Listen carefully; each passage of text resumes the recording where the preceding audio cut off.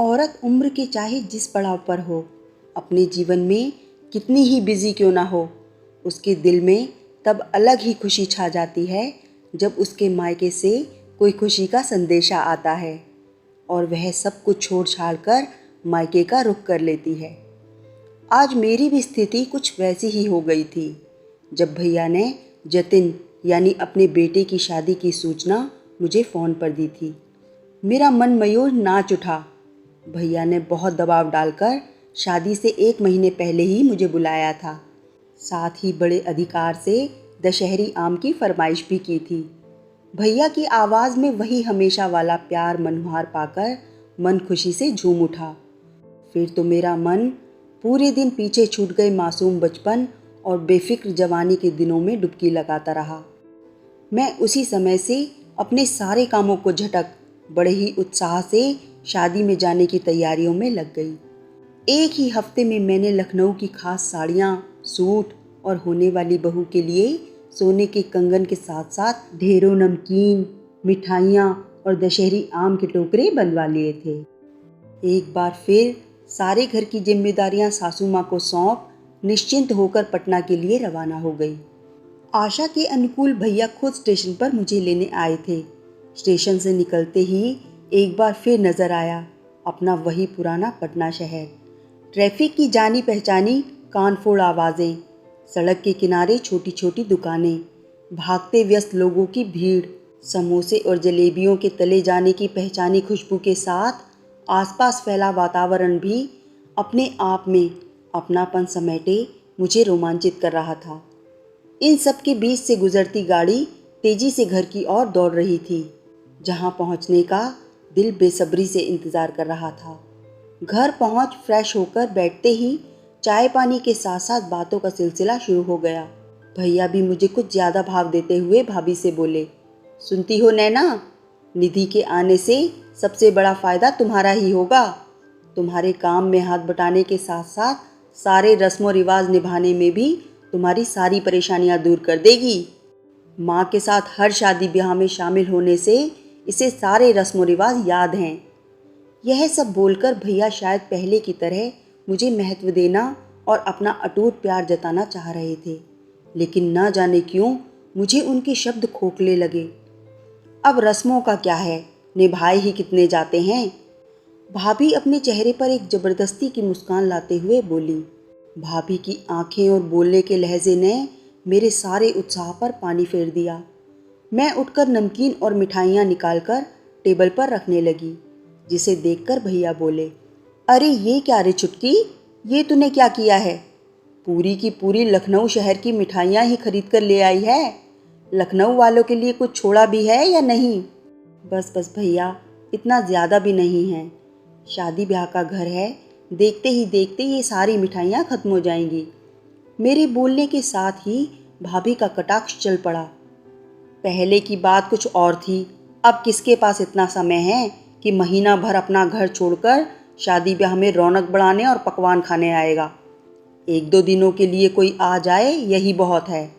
बात भाभी ठीक ही बोल रही थी, पर ना जाने क्यों ये बात शूल की तरह मेरे मन में कहीं चुभ गई। थोड़ी देर आराम करने के बहाने मैं अपने कमरे में चली गई। ये मेरा वही कमरा था जहाँ मैंने अपने जीवन के सबसे अनमोल पल गुजारे थे। कमरे का रंग रोगन और फर्नीचर सब बदल गया था।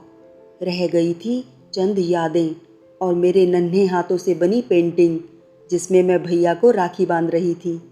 भैया ने बड़े शौक से उस पेंटिंग पर फ्रेमिंग करवाया था। मैं यूं ही कमरे में लेटी यहाँ वहाँ की बातें याद करती रही। रात के समय जब सबके साथ खाना खाने बैठी तो मुझे आशा थी कि भाभी ने भी माँ की तरह ही मेरी पसंद की 1-2 खाने की चीज़ें तो ज़रूर बनवाई होंगी, पर खाना देखते ही सारा उत्साह ठंडा पड़ गया। सूखी रोटी के साथ एक सब्जी और रायता था। हाँ, खाने के बाद भैया ने रसमलाई खिलाकर मेरी मायूसी थोड़ी कम कर दी थी। भैया भाभी जब शादी की किसी चर्चा में बिजी हो गए तो थोड़ी देर बाद मैं सोने चली गई, पर आंखों में नींद कहाँ थी। उठकर आंगन में पड़ी चारपाई पर आ बैठी। तब तक सब सोने चले गए थे। पूरे आंगन में सन्नाटा पसरा हुआ था। ये वही आंगन था जिसमें कभी हमने न जाने कितने खेल खेले थे। किसी आत्मीय अपने सा प्यारा यह आंगन जाने क्यों आज पराया सा लग रहा था। वक्त के किसी पल में मेरी आंख लग गई और मैं वहीं चारपाई पर ही सो गई। चिड़ियों की आवाज़ों के साथ सुबह नींद खुली तो मैं चौंक कर उठ बैठी। घर के सभी लोग अभी सो रहे थे। मैं दरवाज़ा खोलकर बाहर निकल आई। बगीचे में पहले की तरह ही फूल और फल के पेड़ करीने से लगे हुए थे। कभी पापा ने ये घर और उससे लगा यह बगीचा माँ को जन्मदिन के उपहार के रूप में दिया था। माँ भी इस बगीचे की बहुत देखरेख करती थी। देर तक मैं वहाँ बेंच पर बैठी पुरानी यादों को ताज़ा करती रही। मैं टहलकर वापस आई तो सभी लोग चाय पी रहे थे। भाभी ने वहीं से आवाज़ लगाकर नौकर को चाय लाने के लिए बोला, पर वह किसी काम से कहीं चला गया। कुछ देर इंतज़ार करने के बाद मैं यह सोचकर रसोई घर में चली गई कि ये मेरा अपना घर है, खुद ही चाय बना लूँगी तो क्या होगा। चाय बनाने के लिए जैसे ही चाय की पत्ती को हाथ लगाया कि नौकर आ गया। आते ही बोला, अरे दीदी, इस डिब्बे से चाय मत बनाइए।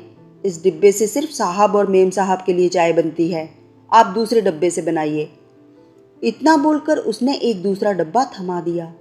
नौकर के इस व्यवहार से मुझे ऐसा लगा जैसे किसी ने गर्म सरिया मेरे सीने में उतार दिया हो। फिर भी यह सोचकर कि नौकरों की बातों का क्या, ये होते ही हैं झगड़ा लगाने वाले, मैं गोल दानों की कड़क चाय बनाकर डाइनिंग टेबल पर आ बैठी।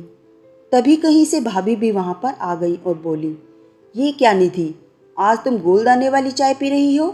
पहले तो तुम लीफ की चाय के अलावा किसी और चाय को हाथ भी नहीं लगाती थी। लगता है नंदोई जी ने तुम्हारी फितरत ही बदल दी। उनकी बात सुनकर मैंने कहा, नखरे तो आज भी मेरे वही हैं भाभी, पर आपके नौकर ने मुझे मेरी औकात बता दी। ये जवाब देकर जैसे मैंने भी नहले पर दहला जड़ दिया था। भाभी को वातावरण की गंभीरता समझते देर नहीं लगी। उन्होंने तुरंत नौकर को बुलाकर डांट लगाई और आगे से मुझे लीफ की चाय देने की हिदायत दे दी। नाश्ते के समय मेरे कहने पर भी भाभी मेरे लाए हुए नमकीन और मिठाइयों के प्रति उदासीन ही बनी रहीं। मैंने एक दो डब्बे निकालकर डाइनिंग टेबल पर रख दिए। इतने जतन से चुन चुनकर खरीदी गई मिठाइयाँ या तो फ्रिज में पड़ी थी या घर के नौकरों के भोग लग रही थी। जिस दशहरी आम के लिए ट्रेन में मेरी कई सहयात्रियों से झड़प हो गई थी कि आम दब न जाएं, वही आम अब स्टोर रूम में लावारिस पड़े थे। फल और मिठाइयों का हश्र देख मन उदास हो उठा। नाश्ते के बाद मैं पड़ोस में रहने वाली यमुना काकी के यहाँ चली गई। आशा अनुकूल उन्होंने गर्मजोशी से मेरा स्वागत किया और ड्राइंग रूम से ही बहुओं को चाय नाश्ता बनाने के लिए आवाज़ लगाने लगी। मुझे हंसी आ गई। यमुना काकी, आप जरा भी नहीं बदली हैं। आज भी आपका अपनी बहुओं पर वही दबदबा है। अभी कुछ मत बनवाइए, मैं तुरंत नाश्ता करके आ रही हूँ। अब तो लगभग महीना भर रहूँगी, फिर कभी आकर खा लूँगी। मेरी बात सुनकर वो बोली, वो तो मुझे मालूम है, इस बार तुम ज़्यादा दिनों तक रहोगी। तुम्हारे गोविंद भैया ने बताया था जब वह शेखर से कागज़ बनवाने के लिए कहने आए थे। यमुना काकी का बड़ा बेटा शेखर वकील है, इसीलिए मुझे थोड़ी हैरानी हुई। मैं कुछ पूछती उसके पहले वह खुद ही बोली, तुम शायद ऐसा ना करो, लेकिन आजकल तो लड़कियों की नीयत ऐसी हो गई है कि ससुराल में चाहे कितनी ही सुखी संपन्न हो, पर मायके की संपत्ति पर उनकी नज़रें लगी रहती हैं। बहनें खुलेआम कोर्ट में जाकर अपने हक की बातें कर रही हैं। ये सब देखकर तुम्हारे भैया कागज़ बनवाने आए थे ताकि तुम या तुम्हारे बच्चे उन्हें कभी भविष्य में कोर्ट में ना घसीटो। उनकी बात सुनकर मुझे लगा अचानक मेरे पांव जैसे किसी दहकते अंगारे पर पड़ गए हों। मैं क्या इतनी पराई हो गई थी कि अब भैया को मुझसे नुकसान पहुंचने का डर हो गया था। औरों की छोड़ दें तो भी मेरे भैया ने मेरे लिए ऐसा कैसे सोचा। कभी हम दोनों भाई बहनों में इतनी नज़दीकियाँ थीं कि माँ पापा को हम दोनों कोई बात बताएं या ना बताएं, एक दूसरे को ज़रूर बताते थे। भैया अपनी सारी ज़रूरतों को तिलांजलि दे अपनी पॉकेट मनी से मेरी इच्छाओं की पूर्ति करते थे। वही भैया मुझसे पूछे बिना बाहर वालों से मिलकर अपनी संपत्ति मुझसे ही सुरक्षित कर रहे थे। मैं अपने आप को बहुत छोटा और पराया महसूस करने लगी थी। ये सही है कि बहन के अधिकारों को लेकर बनाए गए नए कानूनों ने इस रिश्ते के निस्वार्थ रूप को शक के दायरे में लाकर खड़ा कर दिया है। पर ये बात मेरे मन को बहुत गहरे तक आहत कर रही थी कि भैया ने कागज़ों पर विश्वास किया, मुझ पर नहीं। यह बात मुझे बहुत ज़्यादा खल रही थी। पल भर में हम दोनों भाई बहन के बीच एक पथरीली दीवार खड़ी हो गई जो बहुत ऊंची थी। उस दिन आहत मन लिए मैं घर लौटी, लेकिन भैया को कुछ भी न बताया, ना ही कुछ पूछा। जैसे जैसे दिन बीत रहे थे, भैया शादी के कामों में बिजी होते जा रहे थे, पर फिर भी मुझे लगता था जैसे भैया मुझसे कुछ कहना चाह रहे थे पर कह नहीं पा रहे थे। शादी बहुत ही धूमधाम से हुई, पर एक फांसी मेरे गले में हमेशा अटकी रही। शादी के बाद सभी रिश्तेदार अपने अपने घर लौटने लगे, तो मैंने भी लौटने की तैयारी शुरू कर दी। मेरे पति अविनाश और बेटा आदित्य एक दिन में ही बारात अटेंड कर लौट गए थे। मैं हिम्मत कर भैया से बोली, भैया मैं कल का टिकट मंगवा रही हूँ वापस जाने के लिए। मेरी बात सुनकर भैया बोले, इतनी भी क्या जल्दी है, एक दो दिन और बहू के साथ रह लो। तब मैं बोली, सुनिए भैया, मैं जानती हूँ आपको मुझसे कुछ कहना है। इस तरह संकोच करेंगे तो बरसों गुजर जाएंगे और आप अपनी बात नहीं कह पाएंगे। जतिन, तुम वह फाइल दो जिसमें भैया ने मुझे संपत्ति से बेदखल करने के कागजात रखे हैं।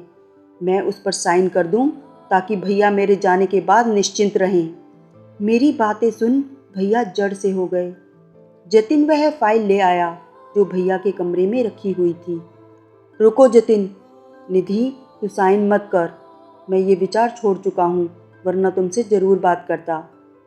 अचानक भैया के स्वर की आत्मीयता और बेचैनी महसूस कर इतने दिनों से दिल में जमा मलाल पिघलने लगा था। आपको मेरे साइन नहीं चाहिए, पर मुझे साइन करने हैं। न जाने कब अपने शहर की मिट्टी और उसमें बसे अपने घर व संपत्ति का मोह इतना बढ़ जाए कि वह लालच में बदल जाए और जन्म के रिश्ते, प्यार व विश्वास सब शक के घेरे में आ जाएं, जो भाई बहन के रिश्ते को ही बिखेर दे। सच पूछिए तो भैया, कानून ने स्त्रियों को चाहे जितने अधिकार दिए हों, चाहे वे कितनी ही अत्याधुनिक हों, पर स्त्रियां हमेशा प्यार और स्नेहवश अपना हक छोड़ती आई हैं, जिसे कभी उसके कर्तव्य का नाम दिया जाता है, कभी उसका धर्म बताया जाता है। फिर भी स्त्रियां सब सहती हैं, कितने ही दुख झेलती हैं, पर अपने प्यार के रिश्तों पर वार नहीं करती। भाई का रिश्ता भी तो जन्म से जुड़ा प्यार का रिश्ता ही होता है। फिर भला मैं मरते दम तक ये कैसे चाहूँगी कि मेरे भाई की संपत्ति पर कोई लालच भरी नज़र डाले, चाहे वह मेरा पति और मेरे बच्चे ही क्यों ना हों। इसीलिए मैं साइन जरूर करूँगी। बहन का सहारा भाई के विश्वास में होता है, संपत्ति में नहीं। अगर भाई का फर्ज बहन के मान और सम्मान की रक्षा करना है, तो बहन का भी फर्ज है भाई के सुख और समृद्धि के लिए हर संभव कोशिश करना, उसे छीनना नहीं। एक बात और, भले ही बदलते समय के साथ आपका विश्वास मुझ पर से डगमगा गया है, पर आज भी मुझे पूरा विश्वास है कि मेरे सुख दुख में आप ही मेरा एकमात्र सहारा होंगे। यह विश्वास मेरे लिए किसी भी संपत्ति से बड़ा है। बोलते बोलते मेरा गला भर आया। मेरी बातों से सभी भावुक हो उठे थे। भैया और भाभी की आंखें भर आई थीं। मेरी चुप होते ही एक गहरा सन्नाटा सा पसर गया। रिश्तों में अचानक उगाया कैक्टस सबको तकलीफ दे रहा था। मैंने बचपन से भैया के प्यार को बहुत ही गहराई से महसूस किया था, जो मुझे अभी तक एक सा ही लगता था। फिर दोनों भाई बहन के बीच यह अविश्वास कहाँ से आ गया? शायद संपत्ति के एक टुकड़े ने भाई बहन के रिश्ते में सेंध लगा दी थी।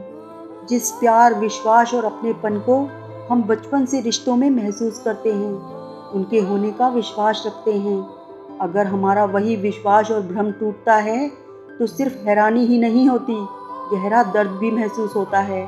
सारा कुछ खत्म होने का एहसास होता है। आज मुझे भी कुछ वैसा ही महसूस हो रहा था। दिल का वह कोना जिसमें मायका बसता था, तिनका तिनका बिखर गया था। यह दिल का वही सुरक्षित कोना था जिस पर कभी मुझे बहुत नाज था। वो मेरा स्वाभिमान था, जिसके बिना मैं अपने आप को हमेशा आधी अधूरी समझती थी। तभी भैया अचानक उठे और मेरे पास आकर पहले की तरह ही मेरे सिर पर अपना हाथ रखते हुए बोले, जो हुआ सो हुआ, तू मन में दुख मत रख।